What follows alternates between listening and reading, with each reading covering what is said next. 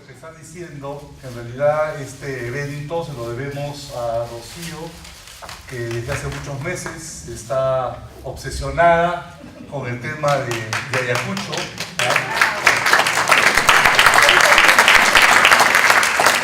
Definitivamente ella es no solamente una artista, sino una persona profundamente comprometida con la cultura peruana y de los últimos años ha venido estableciendo lazos entre los artesanos tradicionales de la zona de Ayacucho y la plástica contemporánea, con resultados, creo yo, muy importantes, porque los artistas plásticos contemporáneos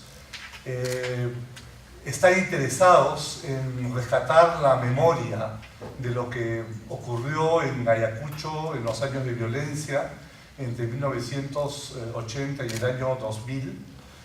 Por su lado, los artesanos, artistas, artífices tradicionales tienen un interés profundo en revivir sus antiguas tradiciones ancestrales, pero al mismo tiempo quieren, entre comillas, modernizarse sin que esto signifique una pérdida de identidad. Yo creo que los propios artesanos ya se han dado cuenta que ellos también son artistas y que el arte es un vocabulario universal y que si bien sus símbolos tradicionales les sirven para articular los mitos, las costumbres, las creencias con las que ellos han nacido, también pueden hacer nuevas exploraciones sin que esto signifique una pérdida de su identidad.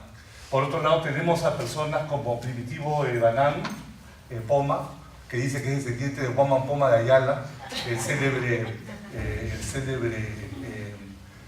digamos, cronista indígena, quizás el cronista indígena más importante del virreinato, que es de la zona de Ayacucho, que en su carta crónica dirigida al rey Felipe III, él asegura que Ayacucho fue fundado por su padre, Martín de Ayala Poma. Y bueno, esta es una ocurrencia de Primitivo, pero las pinturas de las famosas tablas de Sarwa de Primitivo también de alguna manera utiliza él una expresión de arte tradicional, que son estas vigas pintadas, narrativas, que se obsequiaban cuando los alguinos se casaban, y él ha utilizado este método, digamos, o esta expresión artística para contar otras historias. Ya no, es decir, el objeto artístico ya no se limita a cumplir las funciones que tenían en su contexto tradicional, sino que ahora Primitivo, por lo menos, está utilizando el lenguaje, el vocabulario artístico de Sarwa para contar las vivencias que ellos tuvieron. Y hay una serie de pinturas que le queremos publicar aquí en la Biblioteca Nacional, que es una serie además que creo que ha estado escondida por algún tiempo, por temor a que se le acusara de apología al terrorismo, donde cuenta lo que vio y lo que hizo Sendero Luminoso, los horrores que hizo Sendero Luminoso en Sarwa, y también los horrores que cometió el ejército peruano. Todo esto está narrado con imágenes, pero es una especie de diario de tormentos para la gente que ha vivido esto y también es un testimonio visual, ¿no? que es algo que debe quedar en la Biblioteca Nacional. Lo interesante de la zona de Ayacucho o de San Juan, de la frontera de Huamanga, que se funda en 1539, es que esta ciudad se funda sobre un territorio que, como ustedes saben, formaba parte del imperio de los incas, y con una historia, según los arqueólogos, que nos remonta a más de 15.000 años de antigüedad, según los nuevos descubrimientos arqueológicos. Abunda, por ejemplo, algo que yo no sabía, lo que es la cerámica huari en la zona de Ayacucho, ¿no? Y hoy en día se sabe que esta zona fue central para el imperio de los incas, De hecho, ahí, según la documentación colonial temprana, en la zona de Huamanga existían diversas etnias, como eran los quilches, los tacmanas y los chancas, que son famosos los mitos incas sobre estos enfrentamientos entre los chancas y los incas, como ambos se vestían de aves rituales y tenían estas batallas feroces entre ellos, ¿no? Y lo interesante es que los chancas después se forman parte del ejército inca. Ellos hablan de cómo en Huamanga estaban sus pacaritas, o sea, los lugares de origen de todas estas etnias guerreras. Y durante el virreinato, por coincidencia, es también en Huamanga donde se origina quizás el movimiento nativista más importante de todo el virreinato, mejor conocido como el Taqui Oncoy o la enfermedad del canto. Según los documentos oficiales españoles, este movimiento nativista fue extirpada hacia 1565 y, a decir verdad, los historiadores no se ponen de acuerdo sobre cuál era la naturaleza exacta de este movimiento nativista. O sea, no saben exactamente en qué consistía esta enfermedad del canto. Lo que sí se sabe es que era un movimiento de resistencia, que la gran mayoría de sus adeptos ya habían sido cristianizados y bautizados. Hay algunos investigadores como Gabriela Ramos, que ella dice que, bueno, que si bien podía haber existido algunas estas danzas rituales, en realidad este supuesto movimiento nativista Taqui Oncoy fue una construcción ideada por un célebre extirpador de idolatrías que se llamaba Cristóbal de Albornoz, que él en realidad había inventado esto simplemente para escalar dentro de la jerarquía eclesiástica cusqueña, y que él había inventado una ficción, ¿no? Que era la ficción, una ficción sobredimensionada de muchísimos indios que estaban en contra del régimen virreinal, ¿no? Pero en realidad Cristóbal de Albornoz no es la única fuente para este movimiento nativista, y eso hace que la tesis de Cristina Planas pierda piso, por así decirlo, ¿no? De hecho, Cristóbal de Molina adjudica el descubrimiento del movimiento a otra persona, que es el licenciado Luis de Oliva, que era cura de la provincia de Parinacota, y él dice que el Taqui Oncoy, esto no lo dice Albornoz, sino lo dice el descubridor, era un movimiento nativista que se había difundido desde Chuquisaca, o sea, en Bolivia, La Paz, Cusco, Huamanga, Arequipa, incluso en la serranía de Lima. O sea que estamos hablando de un movimiento nativista muy importante, de más de 8.000 indígenas que practicaban esta danza ritual. Digamos que es espinoso el tema de la relación entre el Taqui Oncoy y el cristianismo, que es algo que no ha sido muy trabajado. Se sabe de que los Taqui Oncoys rechazaban de plano al evangelio cristiano, y sin embargo su profeta principal se llamaba Juan Chogne y estaba auxiliado por dos mujeres, una de las cuales se llamaba Santa María y la otra María Magdalena. O sea que algo de cristiano tendrían, ¿no? Ahora, quizás estaban utilizando los nombres de estas santas católicas precisamente para subvertir el orden y confundir a sus enemigos. En todo caso, eso sí explicaría por qué Albornoz, cuando se refiere a estos Taqui Oncoys, se refiere a ellos como una secta que había cometido apostasía.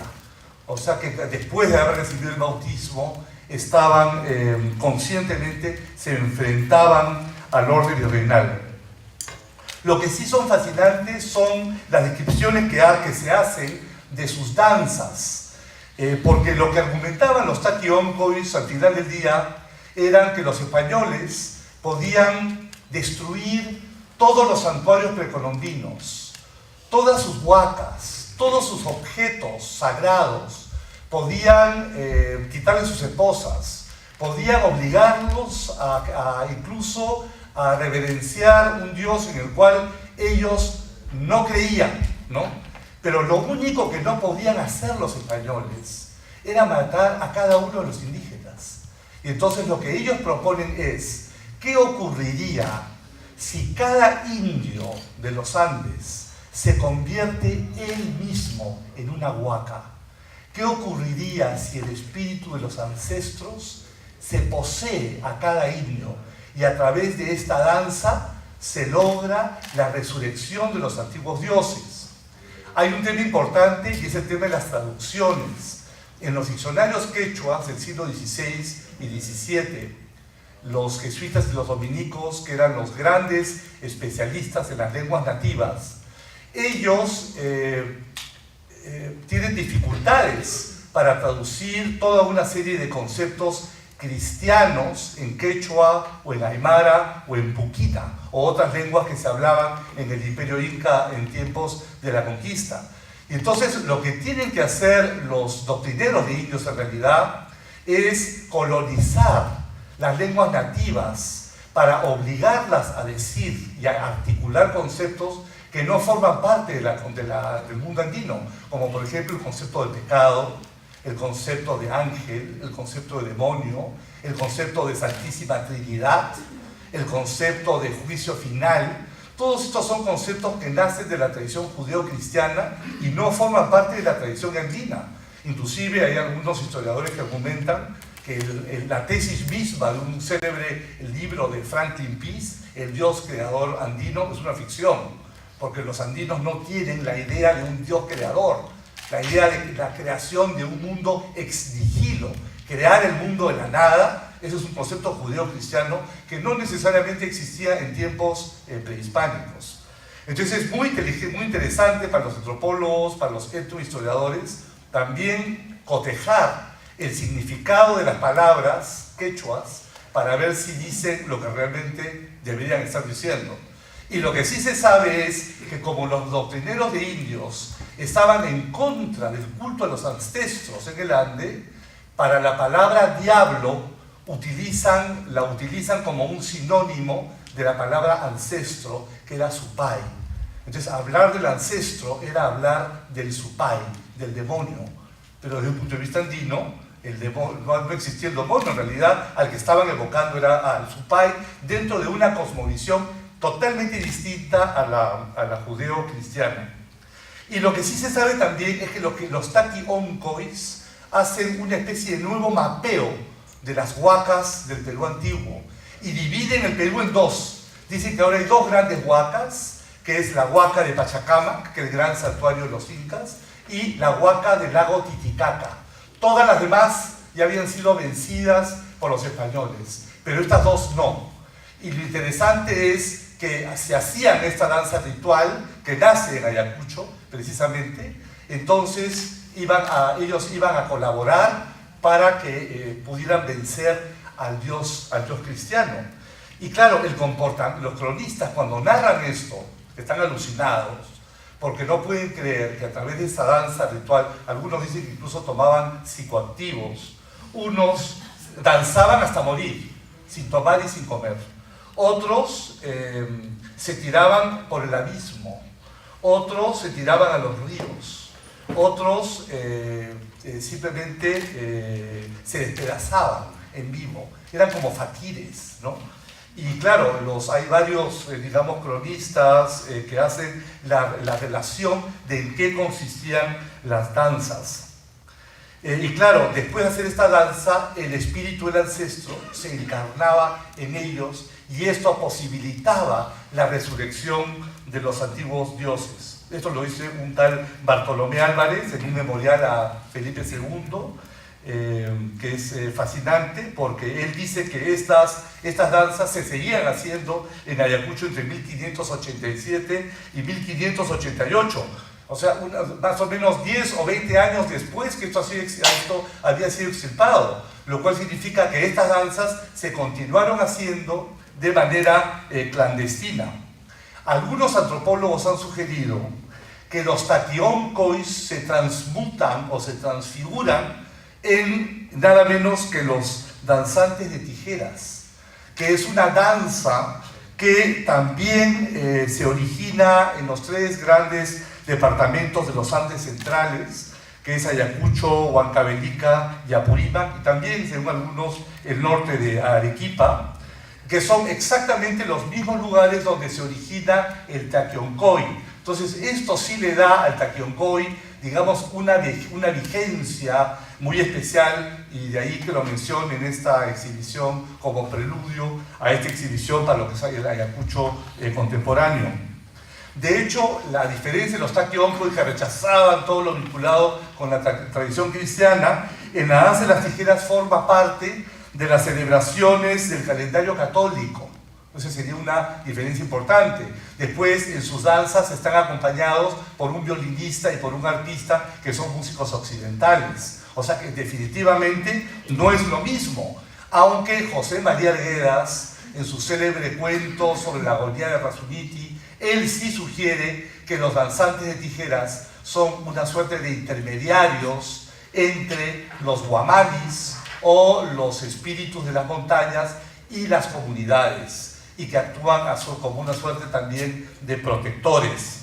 Y recuerden ustedes lo que decía Jesús Urbano Rojas, el célebre retablista ayacuchano, discípulo de don Joaquín López Santay, que dicho sea de paso, él también resemantizó los antiguos retablos que antes tenían, los San Marcos, que antes tenían funciones meramente paralitúrgicas, sincréticas, porque el retablo, como ustedes saben, están los santos católicos arriba, solían tener 2 pisos o 3, en el segundo estaban los animalitos europeos que habían traído los españoles, y abajo los arrieros. Y estos retablos, originalmente hechos en Huamanga, eran llevados por los arrieros a las altas montañas, a los apus, y el propio Jesús Urbanos me contaba que la montaña es la que decidía si es que quería o no el retablo. Si no lo quería, lo pateaba. Y entonces al día siguiente el retablo aparecía destruido. Pero si aceptaban los santos, entonces ya los pastores de la Alta Puna utilizaban estos retablos dentro de sus mesas, que es lo que el cura de la parroquia nunca se enteraba, que en realidad los San Marcos eran objetos católicos donde se privatizaba, por así decirlo, el culto a los santos católicos, para que estos después formaran parte de un ritual a la Pachamama de origen prehispánico, ¿no?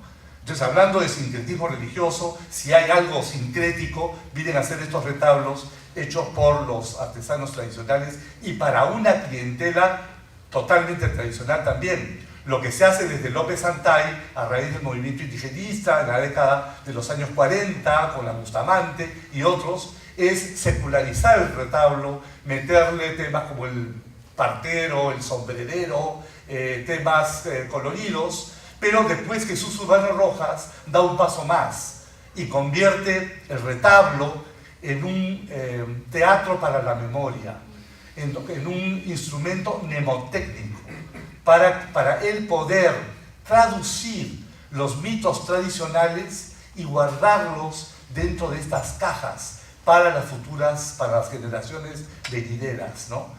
Y por eso es que él siempre contaba de qué se trataba el retablo, porque eran narraciones simbólicas, extraordinarias además, y que de alguna manera demostraban que muchos de los sermonarios de los del siglo XVII, donde los doctrineros utilizaban mitos andinos para demostrar a los indios que ya en sus propias creencias nativas habían vestigios de las verdades perfectas del cristianismo, eso ha sido resemantizado por los comuneros, por los campesinos, por los pastores de la Alta Puna, y al final han indianizado el cristianismo, haciendo de ella una religión muy distinta a la que trajeron los españoles.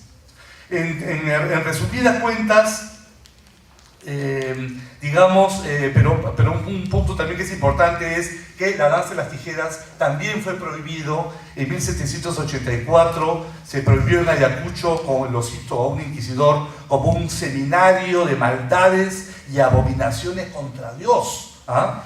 Y incluso se decreta cadena perpetua a los danzantes de tijeras, Pero esto no surgió ningún efecto porque hay otras condenaciones de 1800, diciendo que siguen apareciendo estos danzantes de tijeras y que no deberían entrar nunca a las iglesias porque ellos antes de danzar pactaban con su pai, con el ancestro, y según los doctrineros, con el demonio.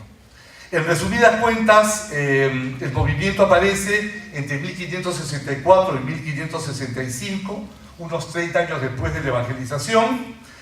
Sus adeptos pretenden retornar a las, entre comillas, idolatrías de los tiempos de su infidelidad, o sea, antes que llegaran los españoles. A través de la danza, todas las huacas iban a ser ahora devotas de Pachacamac y de la gran huaca de Titicaca. Los dioses resurrectos vencerían al dios cristiano, y esto se lograría si el cuerpo de cada indígena se convertía en sí mismo en un oráculo viviente. Decía Lucho Millones que esta danza sería muy parecida a la de los Ghost Dance de los indios Sioux, los indios norteamericanos, de los Pieles Rojas, ¿no? Y de alguna manera es una reformulación del concepto inca del malqui como cuerpo embalsamado de los incas, ¿no? Ahí hay toda la evidencia de la resurrección, también podía ser de origen cristiano, pero ya resemantizado. Luego, el concepto del Takiyonkoi también es un movimiento que se monta sobre el antiguo ceremonial inca de expulsar las enfermedades. ¿Por qué lo hace? ¿Por qué hacen esta danza? Muy sencillo. Porque habían muerto miles de indios después de la conquista de diferentes epidemias como la gripe, la varicela, la escarlatina, el tifus. Y los hechiceros andinos pensaban que en realidad estas enfermedades las mandaban los dioses encolerizados y sus ancestros porque ya no les estaban haciendo los sacrificios que ellos requerían. Y finalmente no cabe duda, aunque algún historiador lo ha puesto en cuestión, que ellos sí querían retornar al tiempo del Inca, y por eso es que eran sometidos a toda una serie de rituales y de ayunos purificatorios de origen precolombino. Lo extraordinario es que estas tradiciones de origen prehispánico sobreviven al periodo de la conquista, ¿no? Eso sí es algo extraordinario. Y finalmente, hay que decirlo, que el Takiyonkoi también tenía un filón abiertamente violentista, por no decir terrorista, porque en realidad ellos asesinaban a todos los antiguos sacerdotes incas que se habían convertido al cristianismo si ellos no querían renegar de la fe católica. Ese es un tema que no lo han mencionado los investigadores y yo creo que es un tema clave para entender, digamos, la furia del Takiyonkoi. Pues de alguna manera, los temas que vamos a ver en la exhibición Ayacucho Contemporáneo hace alusión a algunas de estas ideas. Lo vemos en los retablos de Primitivo, una tabla de Sarwa de Primitivo Banán, donde en realidad habla de el gobierno de Velasco, las celebraciones al Incarri, que ocurren en 1969.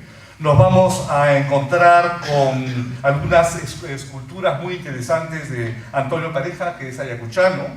Están las ofrendas de la propia Rocío, son ofrendas ya resemantizadas desde el punto de vista del arte conceptual contemporáneo. Vamos a ver algunos imagineros tradicionales en piedra de Huamanga. Luego las sugerentes custodias de Cristina Planas, que como ustedes saben, algunos de ustedes ya ha sido mayordoma hace poco del señor de Razuvilca en Huampaní, y yo tuve el gran honor de ser mayordomo junto con ella, y un poco entre los dos diseñamos el escapulario que debía llevar, la estola que debía llevar esta imagen de la cruz, diseñada por Jesús Urbano Rojas, y colocamos, bueno, a pedido de Cristina se colocaron los animales salvajes y los animales domésticos en la parte de arriba, y en la parte de abajo una cruz con la imagen de una paloma crucificada, que puede sonarle un poco herética a algunos de ustedes, ¿no? ¿Cómo se va a crucificar al Espíritu Santo, ¿no? Pero a decir verdad, y esto es un homenaje a Fernando, a mi gran amigo Fernando Fuenzalida, el antropólogo de la Universidad Católica, que murió ya algunos años, él tenía una fotografía extraordinaria. Él formó parte del comité que fue a Uchurajay para estudiar con Mario Vargas Llosa el tema de las matanzas. Y Fuenzalida fue el único que se dio cuenta que en el altar mayor de la iglesia de Uchurajay estaba representada la paloma del Espíritu Santo crucificada. Fuenzalida pensaba en algún momento que podía ser influencia de las iglesias carismáticas que venían del Brasil, pero no. He encontrado imágenes similares en Paraguay, en la misión en Paraguay, y de hecho hay algunos teólogos que hablan que en la tercera y última edad del Espíritu Santo, estas son ideas que vienen de un profeta medieval, Joaquín de Fiore, muy importante en el siglo XIII, que habla por primera vez de que toda la historia de salvación debe estar dividida en tres grandes bloques. Le da el Padre, que es el Antiguo Testamento, le da el Hijo, que es, digamos, le da Jesucristo, y le da el Espíritu Santo, que es la última edad, la tercera edad, que es cuando ya los fieles van a estar en comunión directa con Dios sin requerimiento de la iglesia institucional.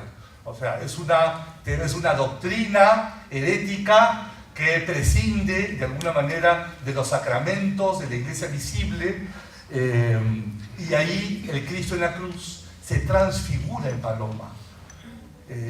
O sea, no es que es la paloma del Espíritu Santo crucificada, es Cristo crucificado, pero haciendo las veces de Espíritu Santo, como una de las tres personas de la...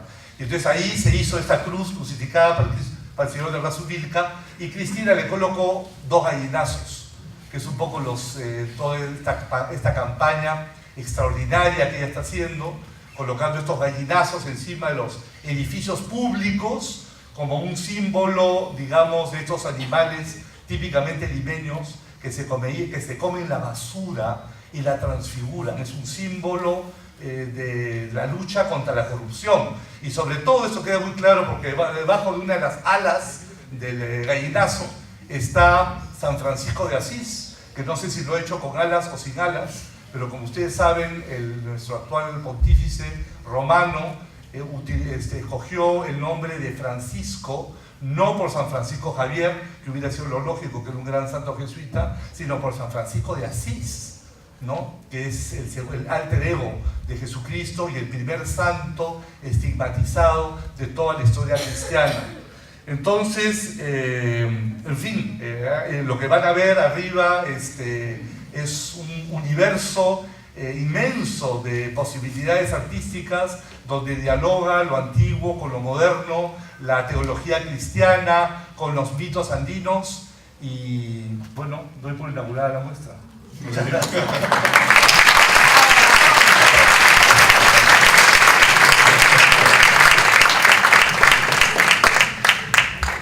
A continuación, el artista visual Luis Alberto León nos hablará de su obra La Cautiva. Fuertes aplausos para él, por favor.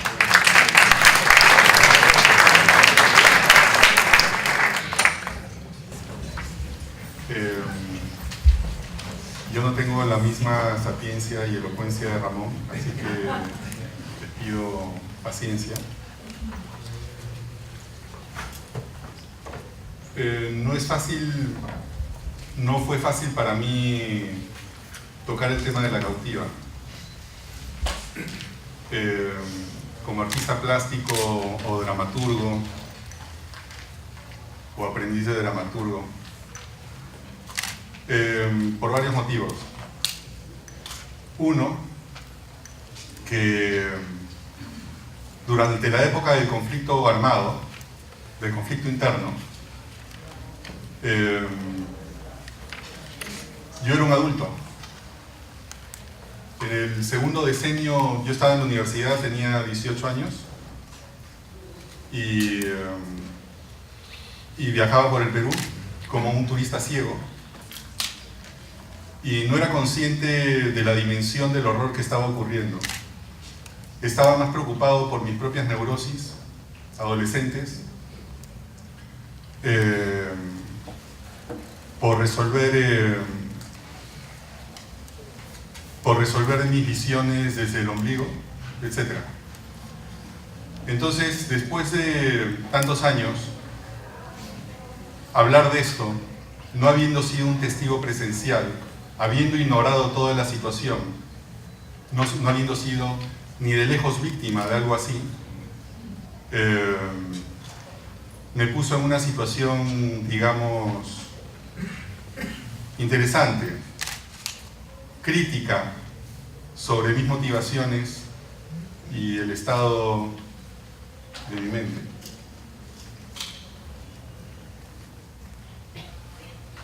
Cuando, en estas circunstancias, cuando uno hace una reflexión, una obra sobre esto, tiene que preguntarse sinceramente cuáles son sus motivaciones.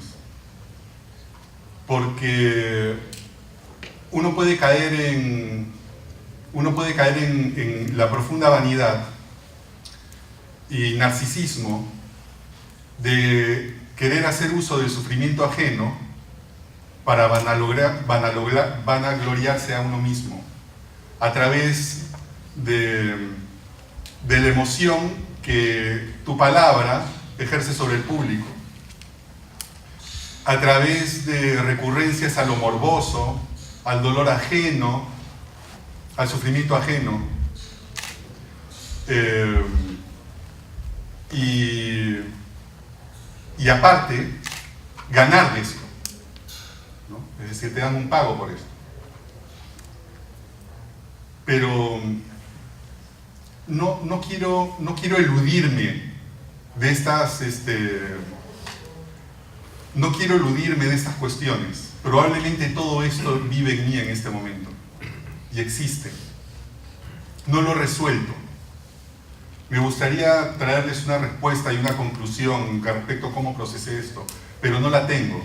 Lo sigo procesando. Y sigo escribiendo sobre episodios críticos del Perú, y sigo escribiendo sobre estas encrucijadas que Ramón tan bellamente ha descrito. Lo sigo haciendo. Y voy a leer y como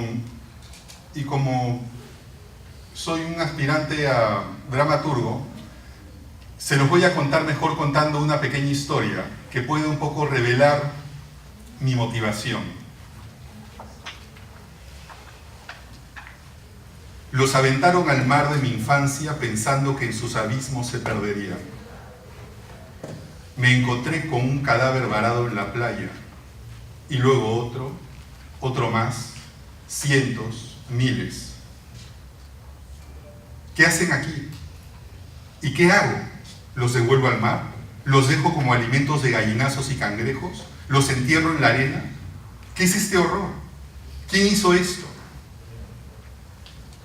Y un cadáver dice, ¿tú no te acuerdas? Ustedes lo hicieron. Y pregunto, ¿quiénes son? Tus madres, hermanas, hermanos. E hicimos una fiesta. Los sentamos en el lugar de honor. Brindamos con ellos y hablaron. Cada uno contó su historia y escuchamos con vergüenza, pena y gozo. Cada historia terminó con un nunca más y un hasta luego. Y poquito a poco abandonaron la fiesta a medida que terminaban de contar, bailando hacia el abismo, cantando una tonadita que no me para de sonar. Y esa es la tonadita que prevalece y que me hace contar. Y son sus voces en mi oído, y son sus voces en mi humanidad. Y en contra de toda lógica, de mi posición en ese contexto, tengo que hablar. Simplemente porque soy un ser humano. Y disculpen que no encuentre más motivos para contar esta historia. Les cuento de qué va la historia para quienes no vieron la obra. María Josefa, la cautiva, una joven de 14 años, despierta en una sala de morgue en Ayacucho, en Huamanga. El técnico necropsiador que la acompaña tiene como tarea limpiar su cuerpo y prepararla para el festejo de sus verdugos. El capitán y su tropa van a violarla. En un acto de compasión y valentía, el auxiliar se apiada de la joven y para ayudarla en este trance, le hará creer que van a celebrar su ansiada fiesta de 15 años. El técnico representará para ella el papel de la abuela y de Esteban, el joven de la cual ella estaba enamorada. Se servirá de las prendas de las otras víctimas que están en las morgues, que alguna vez fueron eso, de las víctimas, para encarnar a estos personajes. El joven auxiliar se servirá del teatro para acompañarla a su sacrificio.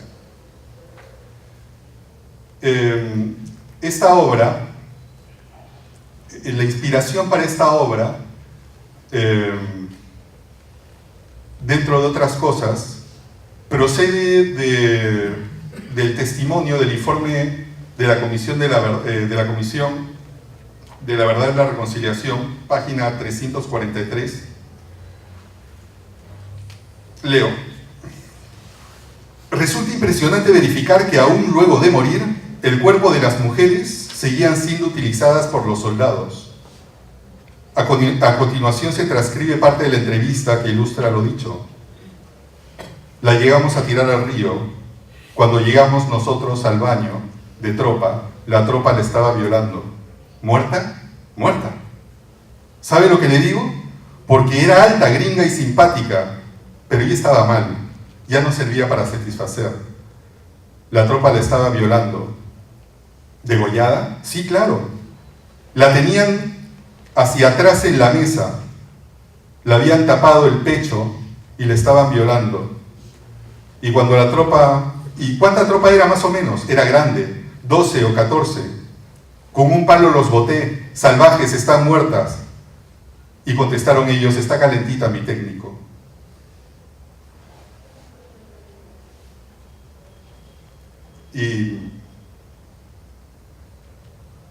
Pero más allá de esto, la esencia de este drama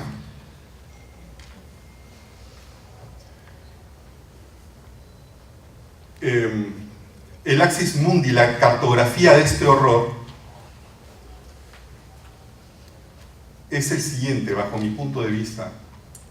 Puedo ser refutado.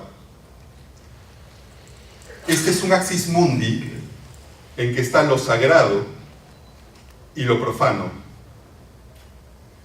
la vida y la muerte, la vigilia y el sueño. Y en el punto medio de este eje ocurre el arte, cohesionándolo todo, emulsionándolo todo, con el ritual del teatro. Y voy a leer partes de la obra que ilustran esto que acabo de decir.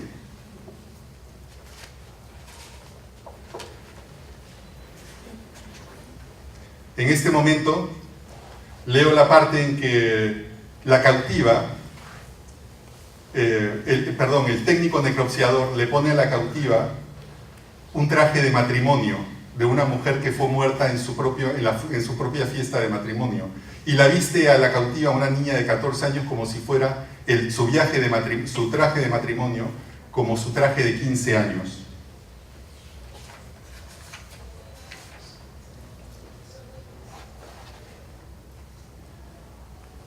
Y dice así, la niña se ve y dice, ¡qué lindo, abuela! Es el vestido más bonito. Hasta se podría usar para mi matrimonio, ¿o mamá? Y el auxiliar dice, túnica peritoneal el paño, duodeno, yeyuno, eilión, guirnaldas, capa lípica acuosa, lágrimas de cristal como las del señor cautivo la adornan. de tus mismas carnes sale, siempre queriendo nacer de tu sonrisa. Así naciste, clarito, yo me acuerdo, enterita con todas tus extremidades completas, tus zapatos charolados, bien pulidos, medias de hilo de vasos linfáticos, diadema de cálculos de silicato, guantes de tejido conectivo laxo, 37 dientes, uñas nacaradas, sin dolores ni llantos, riendo naciste. Y todos aplaudimos, todos te recibieron con ramos de clavel y cadenas de papel. ¿Qué dices, abuela? De Huanta vinieron cuando naciste, y de Cangallo, Parinacocha, San Juan de Lucanas, Víctor Fajardo, de todo el departamento, de todos lados. Bailamos marineras, pasacalles, hasta 2 días enteritos, y tomamos chicha de molle y 7 semillas, y cajones de cerveza que no paraban de poner. Hicimos hoyones de sopa de cabeza, también de caldo de mondongo, cuyes con ajos, hierbabuena, poca picante, chicharrones. Toda la ciudad hacía una colaza para verte. Obispos y sacerdotes te bendijeron, y ese día hubo temblor y señales en el cielo. Así fue, mi hija, y desde entonces tu nacimiento es feriado en la ciudad.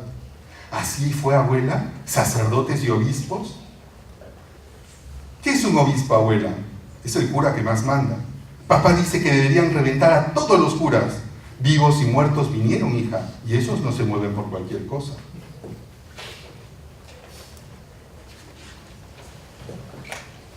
Y luego,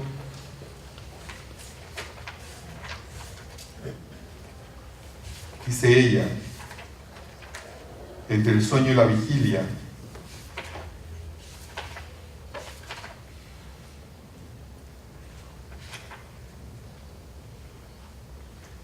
muerta yo Señor, piernas de manteca, ramitas de carbón, enterrada en mis cenizas, sin ojos, sin olor, sin lengua, sin orejas ni dedos, nadie que diga mi nombre, y ya no los voy a ver, desaparecerán para siempre es mucho tiempo.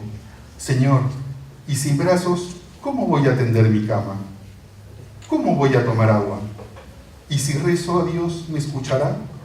Es tarde, han cerrado la botica, golpeo la puerta de fierro, los perros ladran a lo lejos, ¿me abrirá Dios? Es la resistencia que la mente tiene a morir.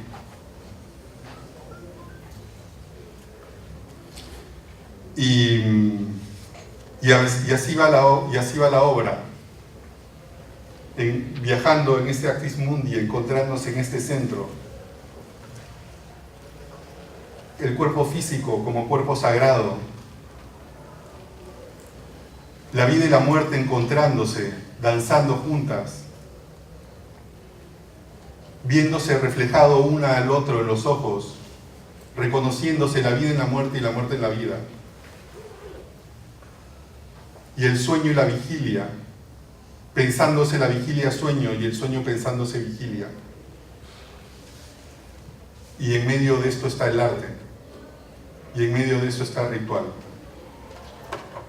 Pero para bajar un poco de todos estos símbolos,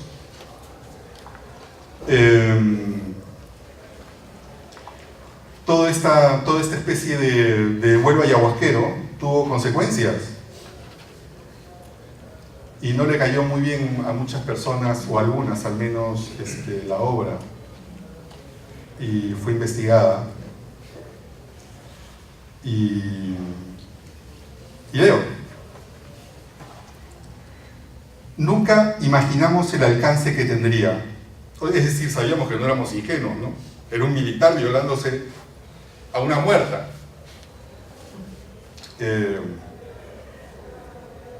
No puedo imaginar a un congresista ex marino, ¿no? O sea, revolviéndose en su asiento, ¿no? Fujimorista. Pero nunca imaginamos el alcance que tendría. Un mes después de que la obra había terminado su temporada, La Cautiva encabezó las noticias de todos los medios, cuestionada por la Procuraduría, entidad judicial del Estado, y por la DIRCOTE, Dirección contra el Terrorismo, por apología del terrorismo. Es un cargo muy serio que en el Perú recibe no menos de 15 años de prisión. La directora, el autor, el elenco fueron cuestionados. Agentes encubiertos grabaron fragmentos de la obra que luego sacaron fuera de contexto. Una protesta sin precedentes del público, artistas y periodistas, así como el Ministerio de Cultura, forzó a que la Procuraduría dejara de lado toda investigación. La cautiva pasó a proponer, sin proponérselo, un nuevo debate de la libertad de expresión del artista. La obra no es, bajo ningún concepto, una apología al terrorismo. Sendero Luminoso fue un movimiento profundamente sanguinario y sin precedentes en América Latina. Según el informe de la CBR, la principal responsable de esos años, la obra habla de las innegables responsabilidades de este movimiento, pero también señala las responsabilidades de las Fuerzas Armadas y sus prácticas de terror. Y esto último fue lo que irritó a la Procuraduría y a los miembros de las Fuerzas Armadas. Sí, bueno, ¿qué podemos esperar de una organización como Sendero? Pero ¿qué deberíamos esperar nosotros de nuestras Fuerzas Armadas? Comportándose como una organización criminal en un Estado democrático. Todos nosotros, todos, debimos tener otra respuesta a la violencia de Sendero, porque los que callamos fuimos cómplices. Porque en un Estado democrático tú eliges a tu gobierno.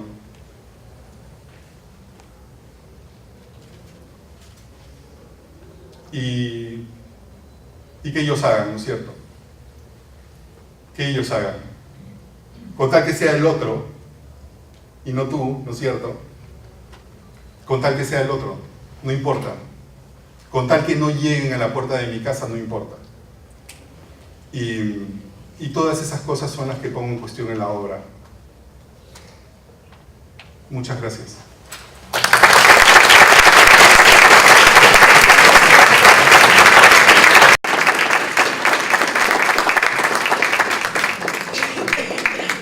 Enseguida, el antropólogo César Ramos Aldana tocará el tema La Ofrenda, obra, escultura social y artistas tradicionales. Aplausos para él, por favor.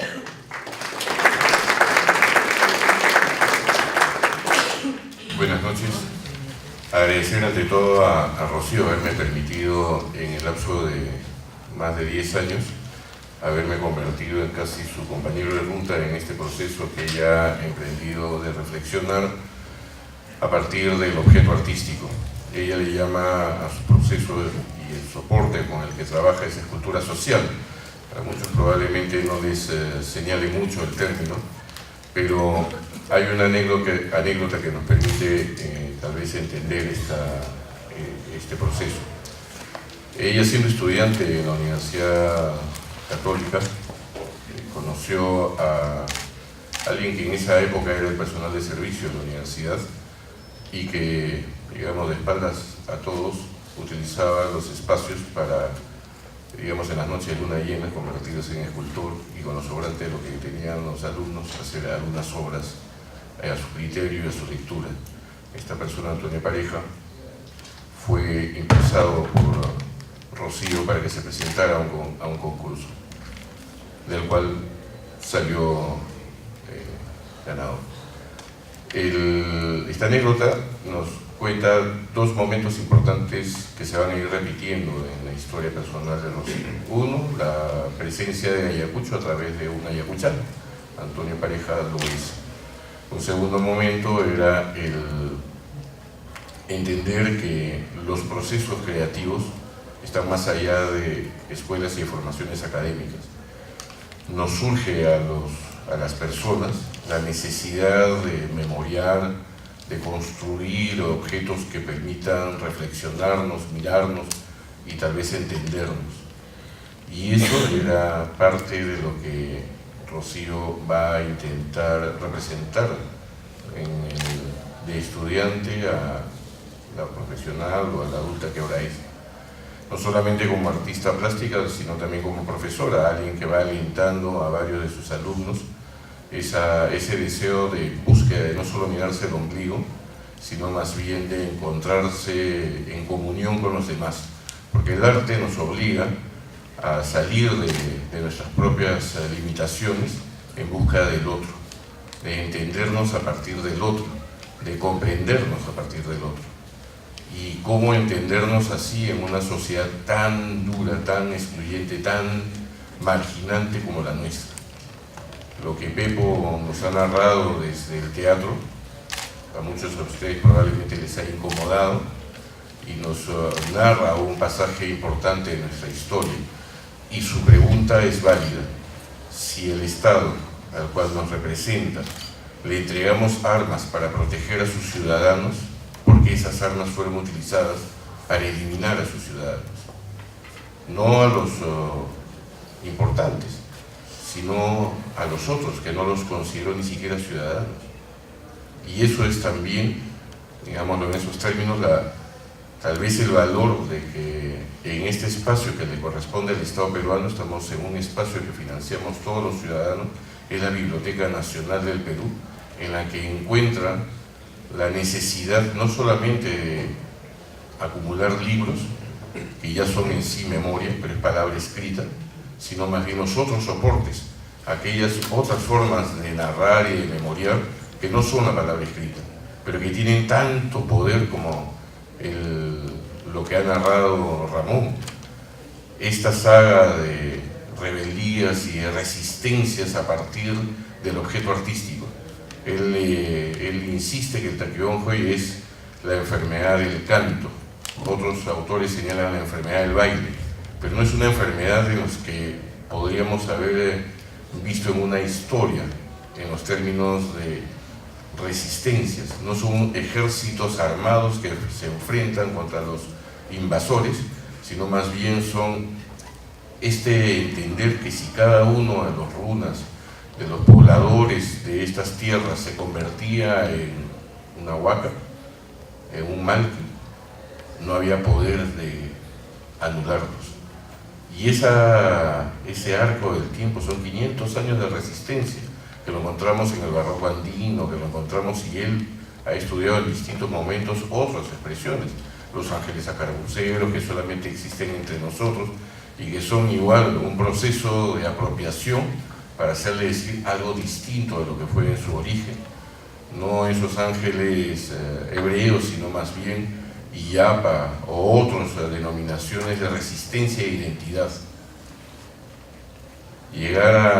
Para Rocío nuevamente el tema de encontrar el arte tradicional tan amplio, tan profundo, tan resistente, tan generoso para sus múltiples discursos, era también el reto de convocar y sumar. Su primera ofrenda, y digamos, participó en esta mesa porque fue el que propició que esa primera pieza llamada ofrenda existiera, pero no significa que Rocío no estuviese atenta o predispuesta desde antes de ese encuentro en el que construimos ofrenda para una colectiva, una exposición colectiva que ha marcado un hito dentro de la historia del arte contemporáneo. Por primera vez un artista tradicional o una artista urbana se encontraban para trabajar a manera conjunta una misma pieza.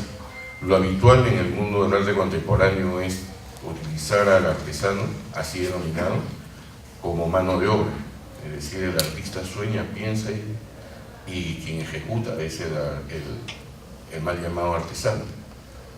En este caso los obligaba a la convivencia, a el entenderse y a construir juntos un mismo objeto que los representara. Y el término de la necesidad era un objeto que pudiese significarnos la necesidad de la vida mutua, de la ciudadanía total tantas veces negada entre nosotros, y como producto de lo vivido, cómo podíamos aspirar y convencer a otros de que eso es necesario. Rocío emprendió el trabajo con Juan Licas y nuevamente aparece Ayacucho en ese proceso. Y Juan Licas no era alguien, digamos, un escultor más, porque él es alguien que trabaja la piedra de Huamanga. Es un imaginero que principalmente dedica su tiempo a hacer illas, estos elementos rituales que en el campo se utilizan para hacer los pagos a la tierra, y cada familia comunera, agraria, busca a estos imagineros para narrarles qué es su aspiración, qué necesitan y convertirlo el imaginero en objeto. De un momento a otro en la historia de Ayacucho, en Huamanga, empezaron a llegar familias campesinas que le pedían a este imaginero ya no pedir por sus animales, no por sus borregos, no por sus ovejas, o por sus campos, o por sus cosechas, sino empezó a pedir el retorno de un familiar, de un hijo. Y él no entendía y no tenía armas para construir una imagen que representara la pérdida, la desaparición, la tortura, encontrar restos o pedazos, pero no encontrar el cuerpo completo. Y eso lo transformó a este artista. Tan es así que pasó por un momento, esos 10 años haciendo este tipo de rituales, lo llevó a tener que enfrentar él y su esposa, que es parte de su equipo de trabajo. Ambos pasaron por el tema del cáncer. Tanto lo habían interiorizado, el dolor ajeno, y el no tener herramientas para poder trasladarlo, era ahí en su desesperación por tratar de que eso que, digamos, funcionaba siempre, pudiese dar respuesta a las necesidades de las personas que lo buscaban, terminó convirtiéndose en cáncer en ellos. El trabajo con Rocío fue hacer una guía especial en la que se pudiese imaginar el reordenamiento del mundo y que pudiésemos mirarnos nuevamente como hermanos, diferentes cada uno de nosotros, pero en la misma necesidad y en la misma urgencia de construir juntos un país que nos pueda acoger.